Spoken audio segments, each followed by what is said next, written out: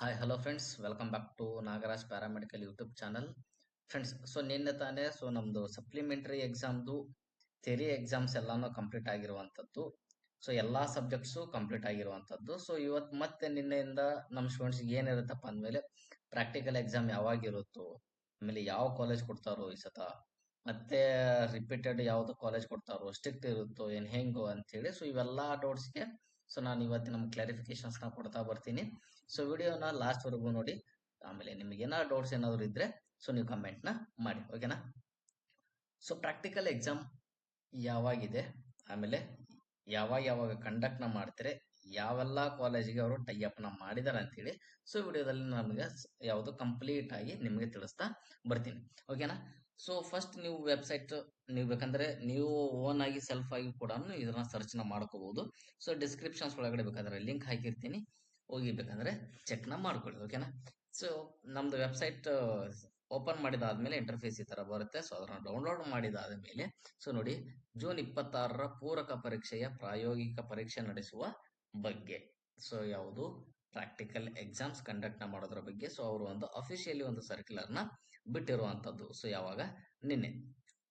ಯಾವಾಗಪ್ಪ ಅಂದ್ಮೇಲೆ 26 ಪೂರಕ ಪರೀಕ್ಷೆಯ ಪ್ರಾಯೋಗಿಕ ಪರೀಕ್ಷೆಗಳನ್ನು 12/6ರಿಂದ 22ರವರೆಗೆ ನಡೆಸಲು ಉದ್ದೇಶಿಸಲಾಗಿದೆ, ಓಕೆನಾ. ನಿಮ್ದು ಪ್ರಾಕ್ಟಿಕಲ್ ಎಕ್ಸಾಮ್ಸ್ ಸ್ಟಾರ್ಟ್ ಆಗುವುದು 12ನೇ ತಾರೀಕಿಂದ ಹಿಡ್ಕೊಂಡು 22ನೇ ತಾರೀಕು ಒಳಗಡೆ ಕಂಪಲ್ಸರಿ ಎಲ್ಲಾ ಕಾಲೇಜ್ದವರು ಪ್ರಾಕ್ಟಿಕಲ್ ಎಕ್ಸಾಮ್ ನ ಕಂಡಕ್ಟ್ ನ ಮಾಡಲೇಬೇಕು ಅಂತೇಳಿ ನಮ್ದು ಪ್ಯಾರಾಮೆಡಿಕಲ್ ಬೋರ್ಡ್ದವರು ಹೇಳ್ತಿರುವಂತದ್ದು, ಓಕೆನಾ. ನೆಕ್ಸ್ಟ್ ಇವೆಲ್ಲ ಏನ್ ಕೆಳಗಡೆ ಕೊಟ್ಟಿದ್ದಾರೆ ಅಂದ್ಮೇಲೆ ಇವೆಲ್ಲಾನು ಸ್ಟೂಡೆಂಟ್ಸ್ ಗೆ ಯಾವುದೇ ಕಾರಣಕ್ಕೂ ಅಪ್ಲಿಕೇಬಲ್ ಆಗೋದಿಲ್ಲ. ಆಮೇಲೆ ಇದ್ರೊಳಗಡೆ ಲಾಸ್ಟ್ ಆಗಿ ಬರುವಂತದ್ದು, ನೀವೇನ್ ಎಕ್ಸಾಮ್ಸ್ ನ ಬರೀತಿರೋ ಆ ಒಂದು ಬುಕ್ಲೆಟ್ಸ್ ನ ನಮ್ದು ಪ್ಯಾರಾಮೆಡಿಕಲ್ ಬೋರ್ಡ್ಗೆ ಯಾವಾಗನ ಸಬ್ಮಿಟ್ ಮಾಡಬೇಕು ಅಂತಂದ್ಮೇಲೆ ಪ್ರಾಯೋಗಿಕ ಪರೀಕ್ಷೆಗಳನ್ನು 12, 22, 30ರವರೆಗೆ ನಡೆಸಿ 30/6/2020ರೊಳಗೆ ಪ್ರಾಯೋಗಿಕ ಪರೀಕ್ಷೆಯ ಉತ್ತರ ಪತ್ರಿಕೆಗಳನ್ನು ಮಂಡಳಿಗೆ ಸಲ್ಲಿಸಲು ಸೂಚಿಸಲಾಗಿದೆ, ಓಕೆನಾ. 12ರಿಂದ ಹಿಡ್ಕೊಂಡು 22ನೇ ತಾರೀಕುವರೆಗೆ ನಿಮ್ದು ಪ್ರಾಕ್ಟಿಕಲ್ ಎಕ್ಸಾಮ್ಸ್ ಕಂಡಕ್ಟ್ ನ ಮಾಡ್ತೀವಿ. ಅದು ಆದ್ಮೇಲೆ ನಾವೇನ್ ಮಾಡ್ಬೇಕಪ್ಪ ಅಂದ್ಮೇಲೆ 30ನೇ ತಾರೀಕು ಒಳಗಡೆ ಎಷ್ಟೊತ್ತಿದ್ರೂನು ನಮ್ದು ಪ್ಯಾರಾಮೆಡಿಕಲ್ಗೆ ಆ ಒಂದು ಆನ್ಸರ್ ಸ್ಕ್ರಿಪ್ಟ್ ಬುಕ್ಲೆಟ್ ನ ನಾವು ಪ್ಯಾರಾಮೆಡಿಕಲ್ ಬೋರ್ಡ್ಗೆ ನಾವೇನ್ ಮಾಡ್ಬೇಕು, ಸಬ್ಮಿಟ್ ನ ಮಾಡಬೇಕು.